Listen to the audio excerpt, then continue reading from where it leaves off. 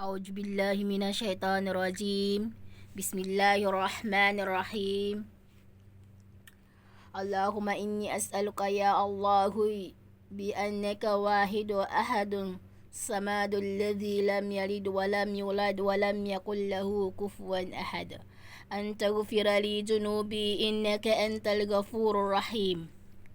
Wa ba'd, assalamu alaikum warahmatullahi wabarakatuh. Ako'y nagpapakupkup kay Allah mula kay Satanas na isinumpa. Sa ngalan ng Allah ang pinakamahabagi ng pinakamaawain. O Allah, hinihingi ko sa iyo. O Allah, dahil ikaw ang nag-iisang may sariling kakayahan at sandigan ng lahat, at hindi nagsilang at hindi isinilang, at sa Kanya ay walang makakatulad. Patawarin ang aking mga pagkakasala at ikaw ang lubos na papatawad, lubos na mahabagin. So before ko sabihin ang aking topic na ako'y humingi sa inyo na libong-libong kapatawaran, na hindi ibig sabihin na ako'y nagsasalita na ako'y isang maalam na. Nagpapayo ako una sa aking sarili at humingi rin ako ng kapatawaran sa nakakataas sa akin, lalo na ang mga ulama at alima. Ang paliwanag ng Asmaul Husna sa number 2 sa Ar-Rahman.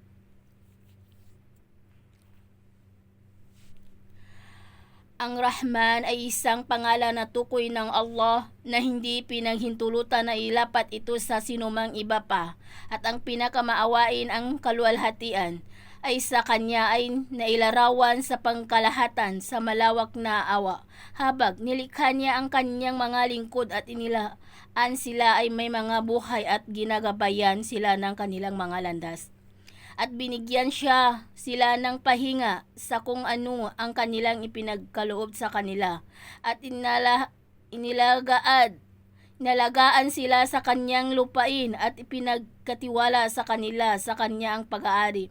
At hinirang sila upang subukin kung sino sa kanila ang pinakamahusay na magawa. Pinalawak ang mundo ng lahat ng mga ito, kabilang ang mga mananampalataya at ang mga hindi naniniwala, at ang awa ng nakabubukas ng mga pintuan ng pag-asa at pag-asa.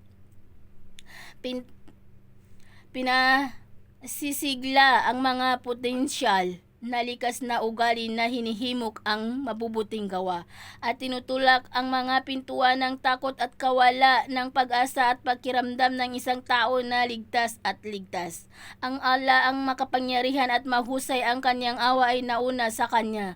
Ang puot ay hindi Niya nilagay sa mundong ito, ngunit isang maliit na bahagi ng Kanyang malawak na awa kung saan ang mga tao ay maawain at naawa, at sa pamagitan nito ay tinaas ng hayop ang uko mula dito supling awa at takot sa saktan siya. Sinabi niya ang Allah ay nawa ay 100 bahagi. Kinuha siya ng 99 na bahagi.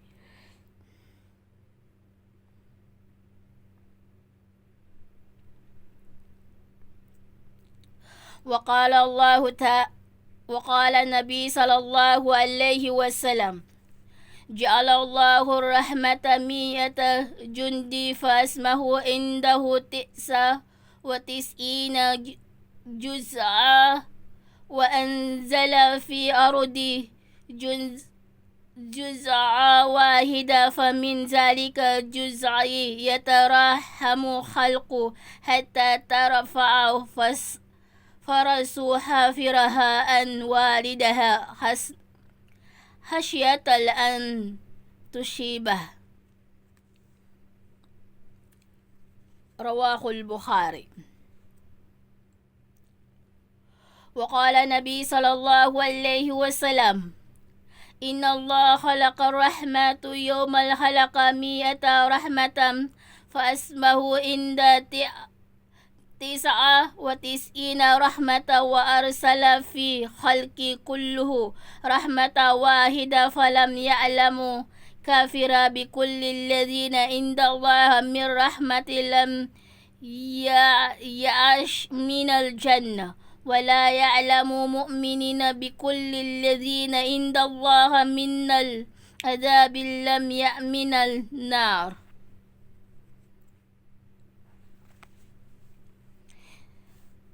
Sinabi ng Propeta Muhammad sallallahu alaihi wasallam,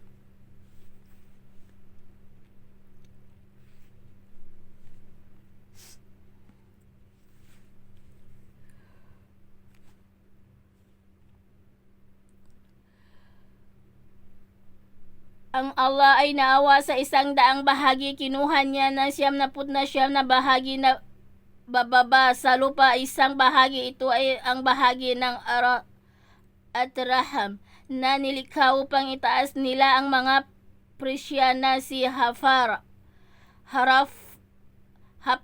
para sa kanyang anak na lalaki dahil sa takot tamaan siya. At sa isa pang nobela ng sinabi ni Bukhari sa sumakanya nawa ang kapayapaan, nilikha ng ala ang araw ng awa at nilikha ang 100 awa at sinunggaban niya ang 99 na awa at pinapadala sa kanya ang lilikha. Ay lahat ng awa na isang kung alam ng tao walang kapaniwala ang lahat ng ang Allah ng awa, hindi nawala ang pag-asa ng paraiso kahit na alam ng mananampalataya ang lahat ng mga mapapahirap ng Allah ay hindi ligtas mula sa apoy. Salita